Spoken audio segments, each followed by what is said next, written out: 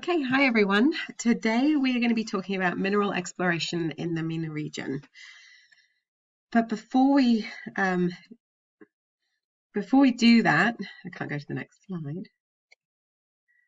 There we go. Before we do that, I wanted to talk a little bit about fertilizer, funnily enough, because one of the minerals that is mined a lot has to do with fertilizer. In the 1960s, the widespread use of synthetic fertilizers was really driving the use of the resources for nitrogen and phosphorus. It was part of the Green Revolution. And what that really did was a movement that allowed much of the land that was not suitable for agriculture to become suitable. So it led to a dramatic expansion of the land that was being used for agriculture to feed the world. And of course, that also had implications for the livelihoods of the people in the region that weren't a farming agricultural industry in those regions. And of course, it lifted many people out of hunger and starvation, which they would have otherwise faced had it not been for the invention of synthetic fertilizers. So on the one hand, it's an extremely positive thing that had occurred, but as you're probably all aware, the industrial form of agriculture has pretty severe consequences on our planet and on the environment and people's health. Because not only was the Green Revolution part of forming fertilizers and widespread use of fertilizers and chemical synthetic compounds like herbicides and pesticides, those two together, using fertilizer and chemical pesticides and herbicides, has had a severe impact on the environment. So while on the one hand, yes, it's been great to relieve people of hunger, there's been an extremely negative side to the Green Revolution as well. So what is fertilizer? Plants need a certain number of nutrients to grow. The most common ones are nitrogen, phosphorus, and potassium. But of course, they need many more than that. It's not just those three ingredients. They need all kinds of micronutrients, manganese and magnesium. They need calcium. So there is an enormous amount of other minerals, but those three are sort of the essential nutrients that they need to at least exist, right? So with the onset of the Industrial Revolution and now the Green Revolution, chemical fertilizers became really popular. And so let's just talk a little bit about what is in the fertilizer, how did it get there?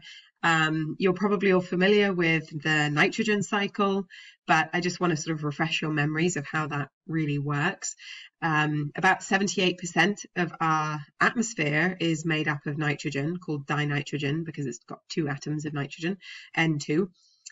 So there's an atmospheric component of the nitrogen cycle, and it's ubiquitous and it's very readily available. So nitrogen can be sequestered from the atmosphere using a process known as the Haber-Bosch process. Those were the two chemists that came up with this process. And actually the whole idea of taking atmospheric nitrogen came about during wartime in the 40s, when there was a lot of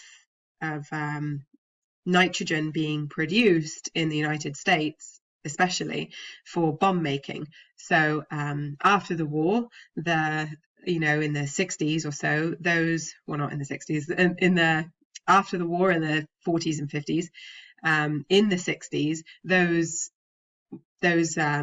nitrogen producing plants that were for military purposes were then converted to agricultural processes when the two chemists came up with the idea of taking atmospheric nitrogen, because in its natural form in the atmosphere, it's not usable to organisms. It needs to be in a different form for it to be absorbed and utilized by the plants. So as you can see here, we have our atmospheric nitrogen, and the atmospheric nitrogen can then be converted into usable forms by nitrogen fixing bacteria that are found on the root nodules of legumes. So all legumes will have the ability to fix nitrogen. So it's either by plants themselves on the roots, but there are bacteria associated with the plant roots that can do that, or other forms of nitrogen fixing bacteria that are in the soil. So these guys can also take N2 and convert them into ammonium, NH4. So they bind nitrogen to hydrogen, and then that becomes more useful. Then there's another process that bacteria then do. They convert ammonium into nitrites. So you have nitrifying bacteria that are responsible for this process of converting ammonium to nitrites, this NO2. So they lob off the hydrogen, and then oxygen is then in replacement of that. And then it's further reduced. So when you reduce something, you're adding oxygen to it. The nitrifying bacteria will then convert nitrites into nitrates. And incidentally, ammonium is not as bioavailable as nitrites. So as you move up to the nitrites area, this is more available to organisms to assimilate. So in this form, in the nitrates, plants are able to take it up into their roots and use it to create compounds that they need, chlorophylls, DNA, all kinds of proteins that are required to have nitrogen. So this is sort of the natural cycle of the way that nitrogen becomes available to plants. And of course, the animals will eat the plants, they'll gain the nitrogen. When they die and decompose, then they're broken down by bacteria and fungi and are creating ammonium then as well. And so this is a very cyclical process in which nitrogen moves through the ecosystem. But the way humans have sort of utilized this availability of dinitrogen is that under pressure, under a lot of really high pressure and heat, and in the presence of a metal catalyst, then they shunt N2 and they bind a hydrogen atom to it, dihydrogen, and then that creates NH3. So they're creating ammonia. And ammonia then is one of the compounds that is available for plants to take it up. So that's sort of how we've created nitrogen anyway. And so fertilizers become really popular, and there's more need for nitrogen and phosphorus, and so the demand increases worldwide. Where the phosphorus comes in is a little bit more complicated because there's only a finite amount of phosphorus. So if we look at this phosphorus cycle up here, you'll notice straight away that there is no atmospheric component for phosphorus. So it isn't in our atmosphere, it's rather in the land. So it's in rocks and sediments. So you can't extract phosphorus from the atmosphere, you have to extract it from the land. And the way in which it's done is there are phosphate rock, essentially. The phosphorus itself is bound by oxygen, so it's in a form of a mineral salt, which is bound inside the rocks. So in areas where they have very rich sources of phosphate rock, they will mine that and then crush it and use that essentially for the phosphate, or the phosphorus component of the fertilizer.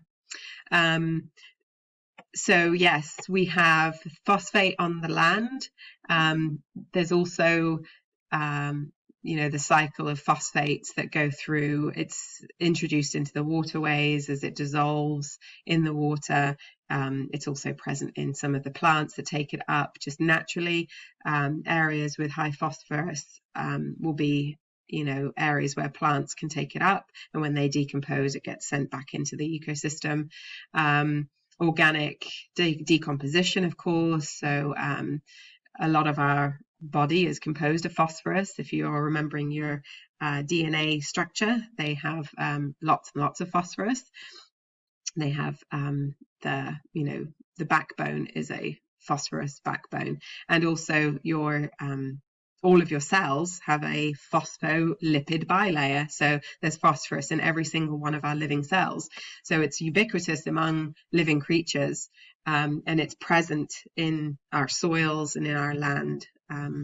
So of course, once we figured out that we could mine for phosphate and combine that with our pelletized nitrogen or ammonia that was created in factories, that creates our fertilizer. So of course the demand for mined phosphate skyrockets, which, like I said, has a very finite amount. We don't have an inexhaustible amount of phosphorus like we do nitrogen. You will never run out of nitrogen because it's just so much in our atmosphere, whereas with phosphorus it's very much limited supply.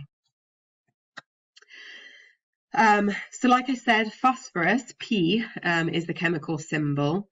It's not normally found, it's very rarely found in just P. It's usually bound to oxygen, so it's a phosphate salt.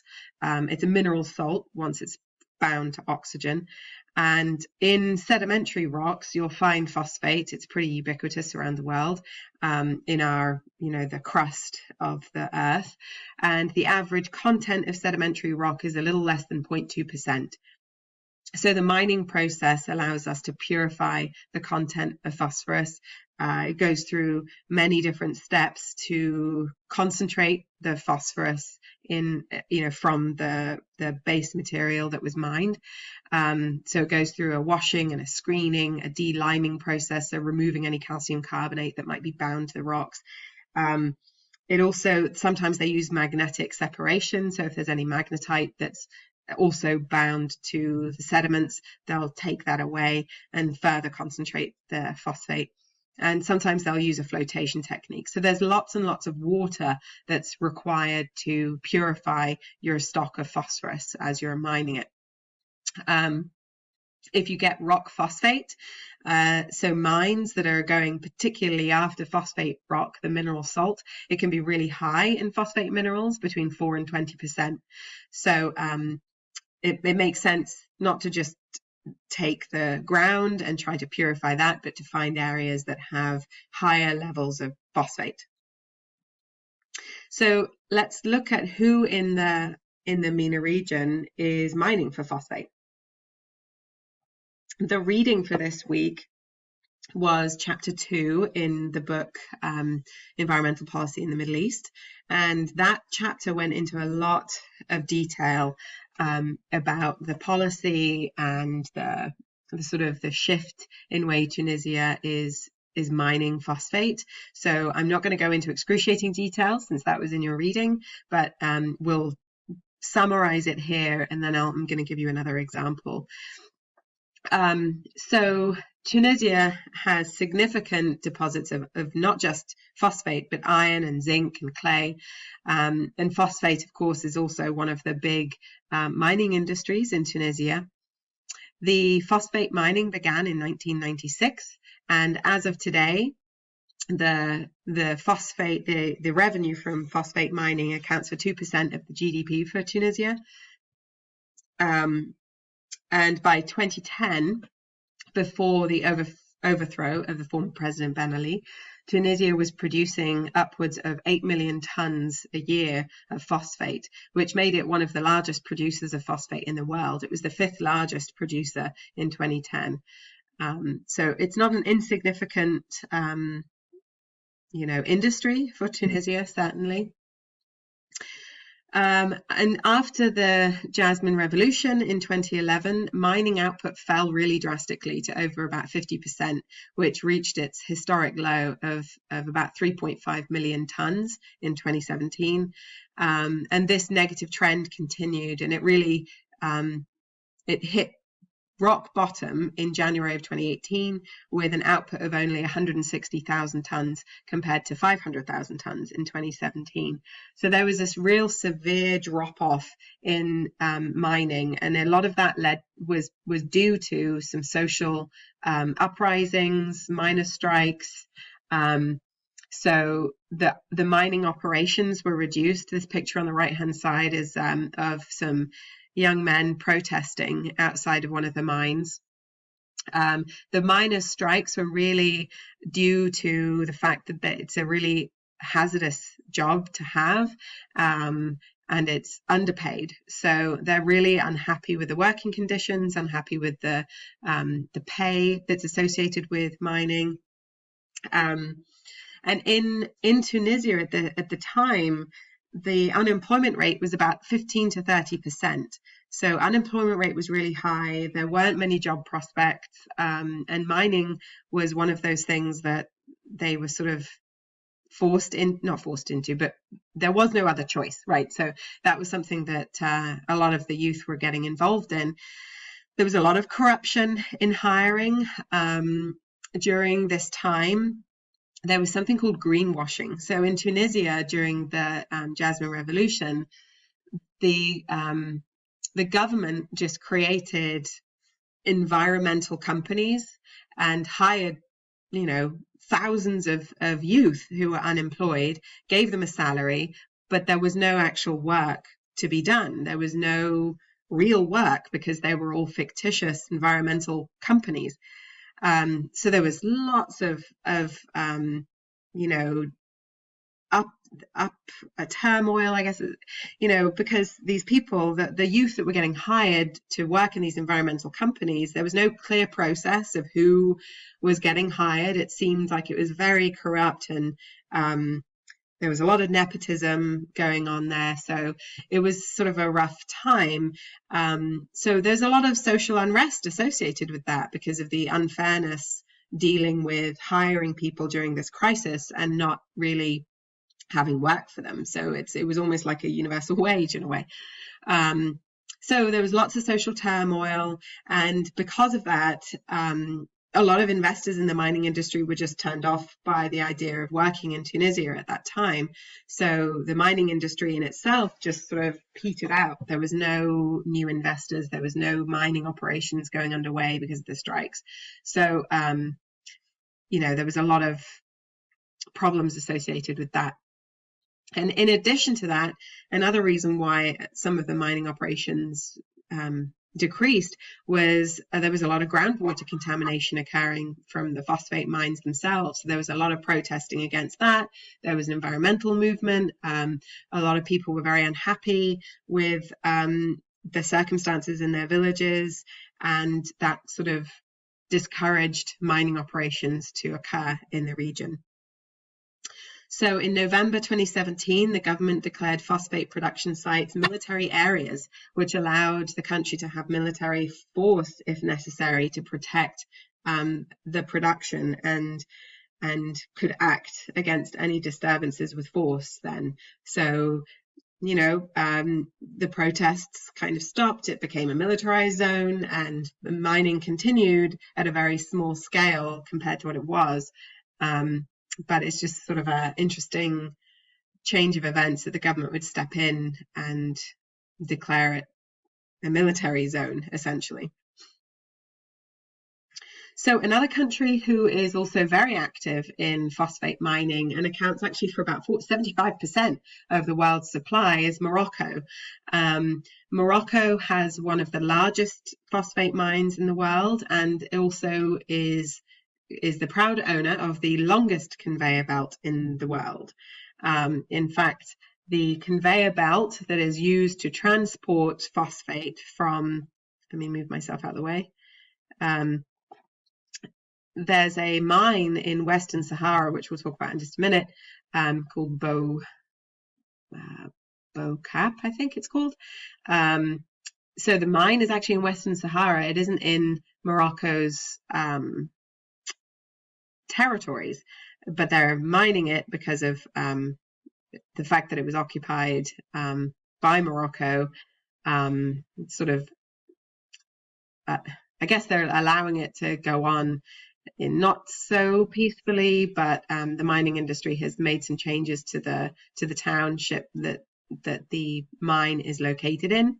But anyway, you can see the conveyor belt from space coming from Western Sahara and ending at the ports in Morocco. So what you're looking at here is 60 miles of conveyor belt from the mine. And here's the conveyor belt here. They load up the conveyor belt with containers of phosphate rock, and then this thing moves down the road to the port. And all the way you can see this white kind of dust on the surface of the environment, and that is the dust from the mining, so from the transportation and the mining of the phosphate rock. And you can see streaks of it coming from the port, and all the way down you can see streaks all the way down onto the landscape here. So the prevailing winds are coming from this direction, obviously. So yeah, it's a huge operation. There are definitely some property rights issues occurring, and there's some conflict as well. Western Sahara has been occupied by Morocco. So you can see here Morocco's territory right here. This is the Western Sahara area. That is, this orange area is the part that is occupied by Morocco. And you could see the mine was somewhere over here, and the town in which they're using the conveyor belt is this direction here. So Western Sahara has been occupied by Morocco since 1975. And it's been kind of suggested that this region could have more of a monopoly over phosphate than OPEC does for oil. So it has major implications for the future dynamics of food and its availability in the world. Because Morocco is one of the largest producers of phosphate, globally supplying phosphate to the fertilizer companies. And, you know, the largest companies in the world that are manufacturing phosphate are in China and the United States. And so they're the biggest buyers of phosphate from Morocco. So it's interesting to see how this will all unfold, and you know, we could have a whole discussion on the implications for what that means for food security globally, and what's going to happen when the phosphate mines are depleted, because we know that it is a finite supply. So becoming so dependent, for having our food system to become so dependent on industrial fertilizers and chemical fertilizers, has real consequences for the future and the longevity of our agricultural food system. There's a YouTube video clip here, which I'd like you to view now. So if you want to take a quick break and navigate to the description section and find that YouTube clip, it goes into a lot more detail about some of the property rights issues and some of the potential conflict. So do take a look at that, and come back and we'll continue.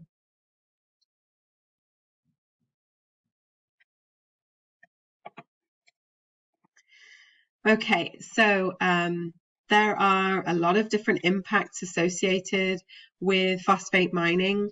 As you can see in this picture, dust is one of the largest problems associated with the phosphate industry. Inhaling that dust can be really hazardous to your lungs. It's not good for your health, obviously.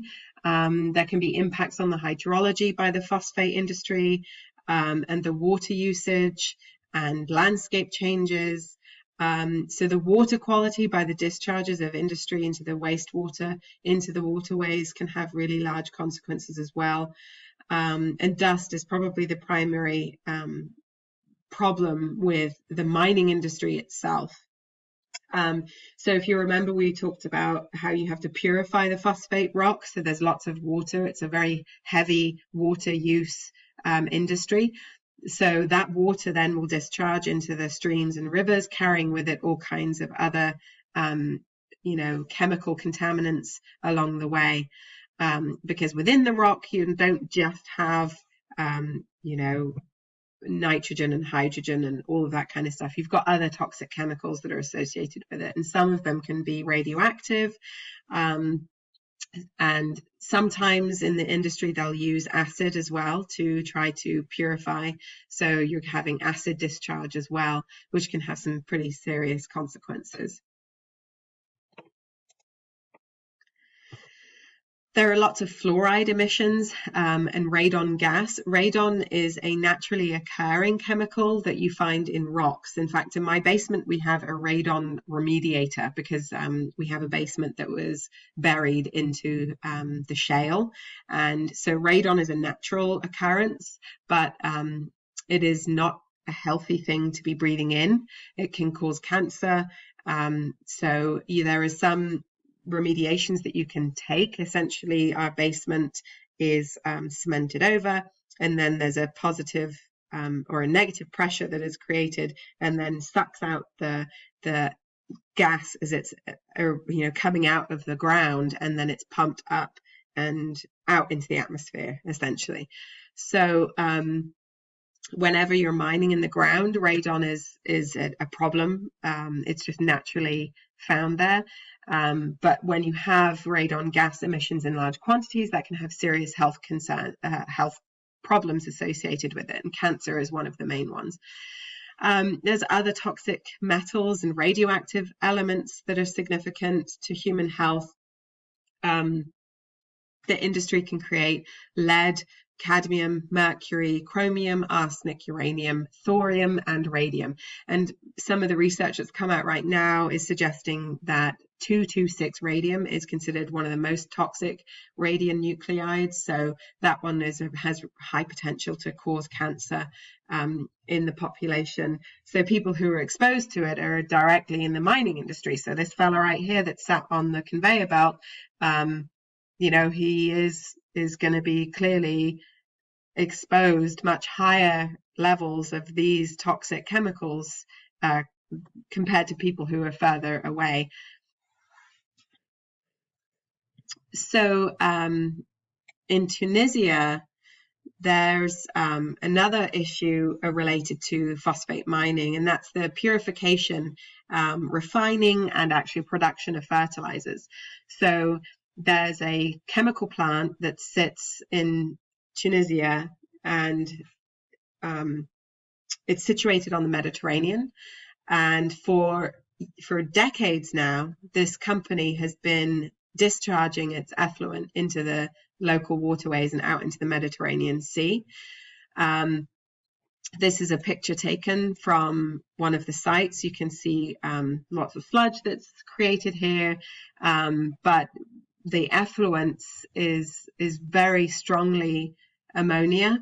So there's lots and lots of ammonia in the atmosphere. There's ammonia in the waterways. And that has implications on so many levels. Not only is it bad for you to breathe in ammonia, it's a toxic gas for you to be breathing in, but once it gets into the waterways, it can have some pretty significant impacts on the environment as well. Ammonia is available to other organisms to take it up, but it can also be quite poisonous as well.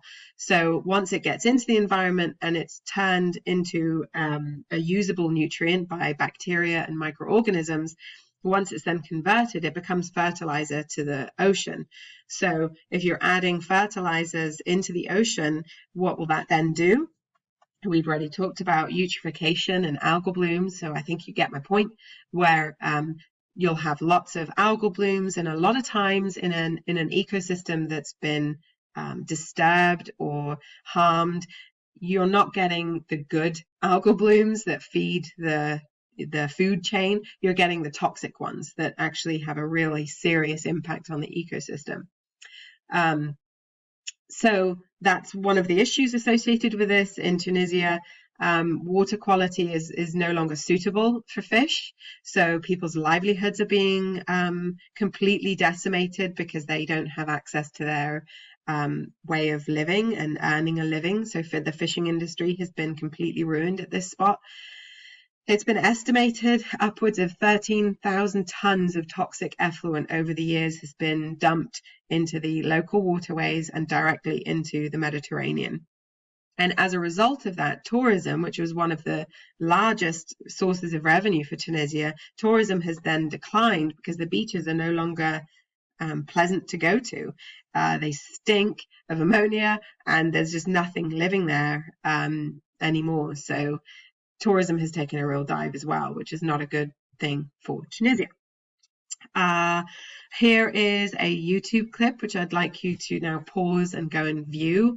It is a news story that discusses the problem associated with the phosphate refining in Tunisia. So take a quick break, check out that video, and then pop back over here.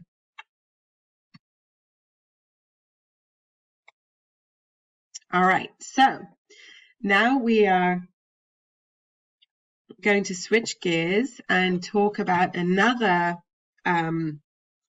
mineral that is being mined in North Africa. This is, of course, gold, as you can see in the background.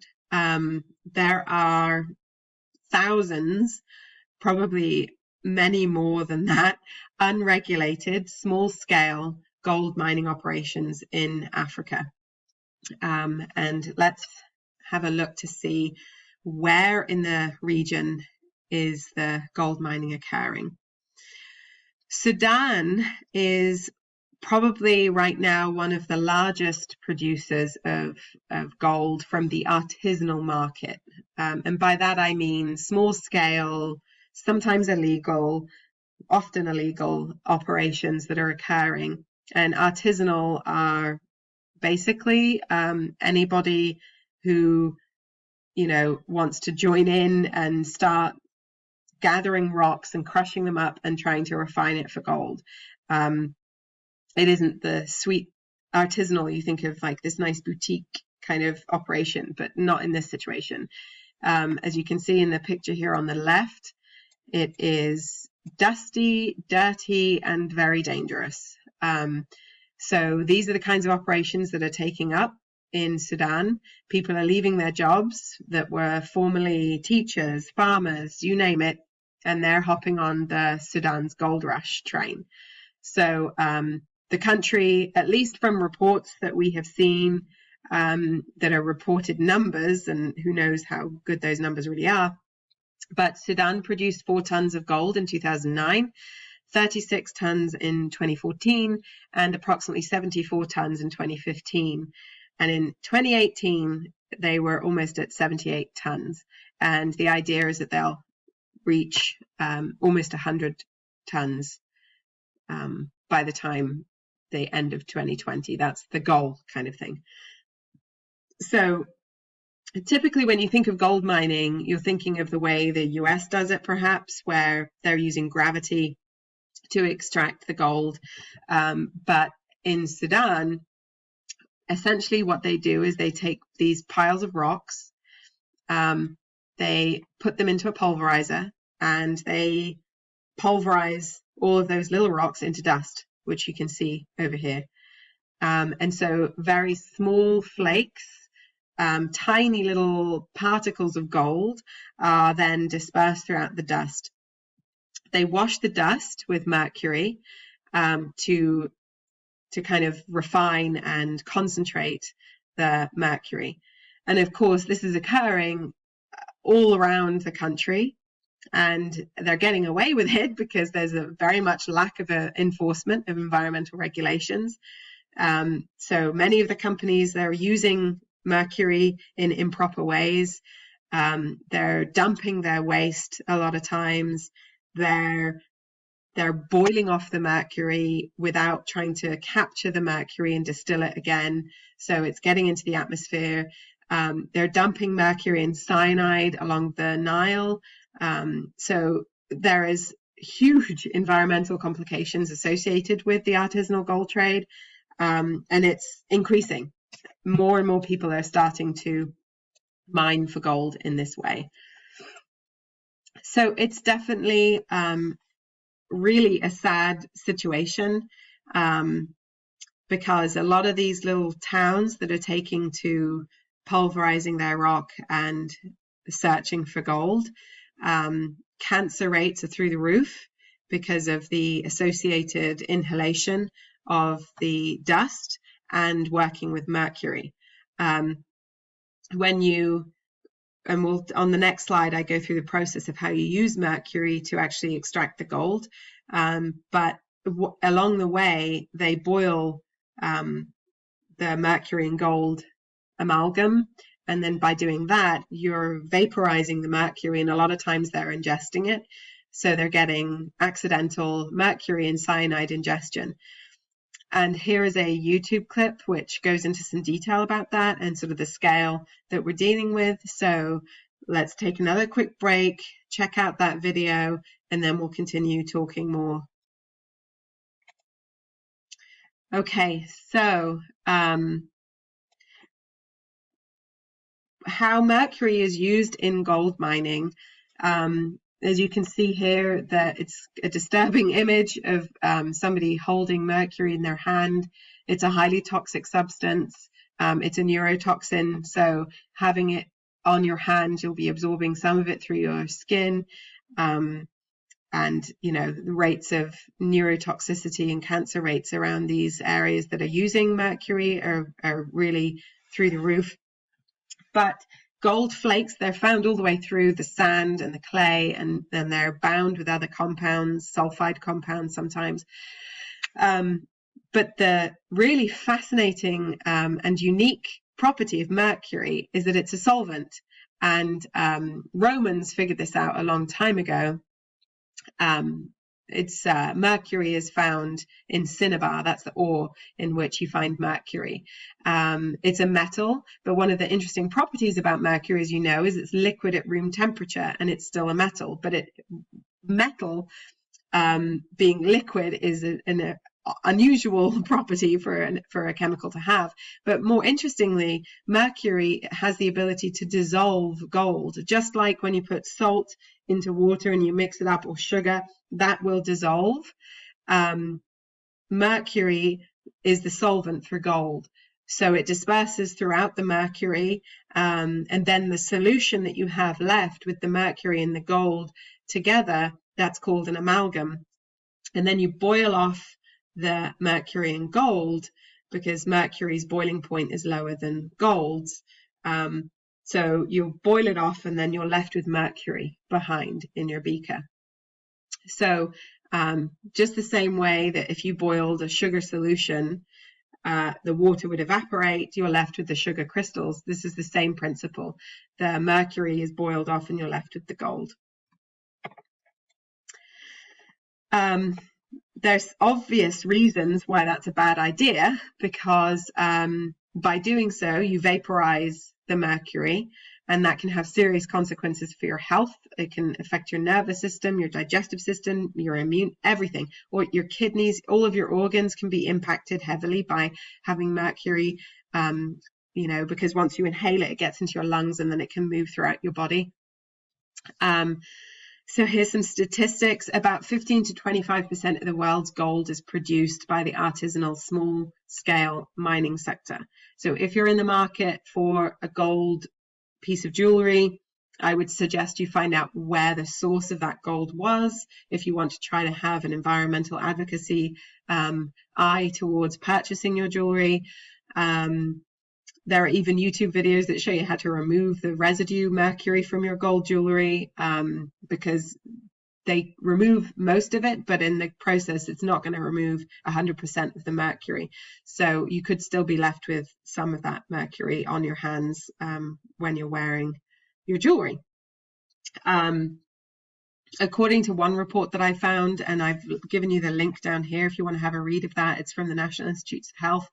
It's a really good article, actually. So according to this article, the artisanal and small-scale gold mining releases about 1,400 tons of airborne elemental mercury every year, which has serious implications for global health. That's a lot of mercury, and it's on the rise.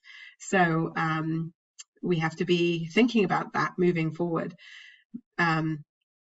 So if we take a look here, we can talk a little bit about what happens once mercury gets into the environment, right? So atmospheric mercury, and by the way, mercury is also a naturally occurring compound, but it's our meddling in the way that we're introducing it to the environment that is creating these problems, right? So there are methylated forms of mercury, and the way mercury becomes methylated is through bacteria, essentially. There's bacteria that will methylate. So here we have methylation going on, where we have this CH3, which is the methyl group right here, and here's the mercury. And in this form, this is where it becomes really dangerous for humans because it's much more bioavailable. If you're just talking about elemental mercury, the likelihood of it getting into your person, you'd have to actually ingest it. Whereas in this situation, it's much more bioavailable and can bind to other proteins. And also, of course, if you were to vaporize it and inhale those fumes, that's one way that you would get mercury, elemental mercury, into your body. But more than likely, where we're seeing it increasing is in the form that's the methylated form. Once it gets into the water and into the sediments, that's when bacteria can act on it and methylate it. So once it's methylated, then it gets into the food chain, which I'm sure you guys have heard about mercury in tuna fish, right? That's why you shouldn't really eat tuna fish more than once a month now, I think the new regulations are, because the bigger the organism, the more of the mercury load they have. So mercury is getting through our food system. And I think I have a picture here of what I'm talking about. So we talked about biomagnification in DDT, so that shouldn't be a new concept to you. But bioaccumulation is when you're looking at the population level, right? So here we have our little fish, and as they're growing and eating more, the individual fish have a higher load of mercury, right? So the mercury concentration is accumulating in their tissues. Biomagnification is referring to that transfer through the food chain. So we're not talking about it moving through a population. We're talking about it now moving from one species to another. That's biomagnification. So we have small levels of mercury in the zooplankton. A fish eats the zooplankton and gets a certain level of mercury. And then a bigger fish, what's that? Is that a sturgeon maybe, or I don't know, it looks kind of weird, but this bigger fish eats the smaller fish and they have a larger accumulation. Oh, it's supposed to be a salmon. And then here's a bear that is eating the salmon, and then they get a more concentrated amount of mercury because of the fish that they're eating, right? So you have two things going on in the environment with mercury. You have bioaccumulation and you have biomagnification that's occurring. So that's bad news for nature, and it's bad news for humans as well, because we are now ingesting foods that are higher in mercury levels. And so with all of the atmospheric emissions of mercury from these small scale operations, we're now subjecting ourselves to higher levels of mercury. Okay, so if we think about the world supply, the USA and Spain used to be the largest suppliers of mercury to the world markets, but now since 2010 there have been export restrictions, so that the EU and Spain are no longer allowed to export for international trade. So that gave way to other countries to fill that role, right? So Singapore and Hong Kong, and to a lesser extent Turkey and Vietnam, they were also now jumping on the bandwagon, and those were the countries that were really more supplying the market. But by and large, there is a huge underground market for mercury for the artisanal and small scale trade. So there's lots of mercury that is unregulated, that inspectors have no idea that's going on. So the numbers that we get that are reported by things like the World Health Organization and the UN are probably well underestimated, given the fact that there's a very large and growing illegal market for mercury and for cinnabar. Cinnabar is this picture here on the left hand side. That's the ore in which mercury is found. So the way they extract mercury is they would take cinnabar and they pulverize it and crush it, and then go through a few different steps using acids and whatnot to purify the mercury from there, and then jar it, bottle it, and literally sell it illegally on the market. So there have been lots of accounts of people, even Germany, that was illegally shipping mercury that they had labeled on the container ship as waste, hazardous waste, which was supposed to go to landfill, of course, but or other places. But they were actually supplying the mercury to other countries. So what's the demand looking like? According to a report by the UN, it's pretty high. We're looking at about 800 to 3,000 tons a year that's required right now for the gold mining operations that are in the small scale artisanal gold mining. That's the best estimate, given I guess what they think is being illegally sold and what they know is being sold. But global demand has been estimated at 4,000 to 5,000 tons of mercury.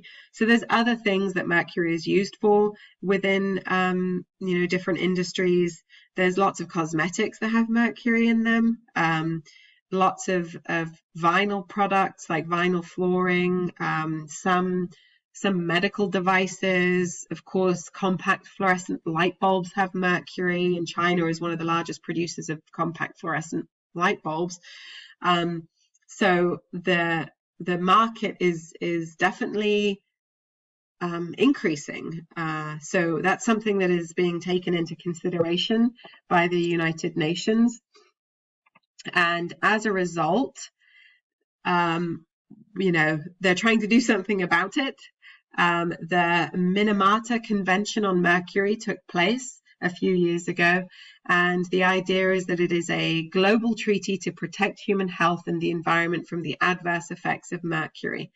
This convention had multiple charges associated with it, that they were trying to, reduce the impact of mercury on the environment. So there's a proposal ban on new mercury mines. They want to phase out existing mines. They want to phase out the use of mercury in a number of products and processes, not just in the gold mining industry, but in all other industries. So that's really a call to chemists to say, find something alternative to mercury, please. So on the one hand, there's great opportunity there for chemists to find, better alternatives to mercury. The convention wants to try to control measures on emissions to air and on the release to land and water, because a lot of times when the mercury is in the environment, you smash a light bulb. And I remember watching a Jackass video where they were smashing light bulbs against each other, these like long fluorescent light bulbs. And I'm just going, all of that dust, not only was it glass, but it's all the mercury. Anyway, don't ask me why I was watching that. But anyway, the convention is trying to regulate the informal sector of the artisanal and small-scale gold mining. So the idea that they know it's a problem, they want to be able to regulate it to reduce the amount of mercury getting into the environment. And they also want to try to have some plans for the disposal and storage of mercury.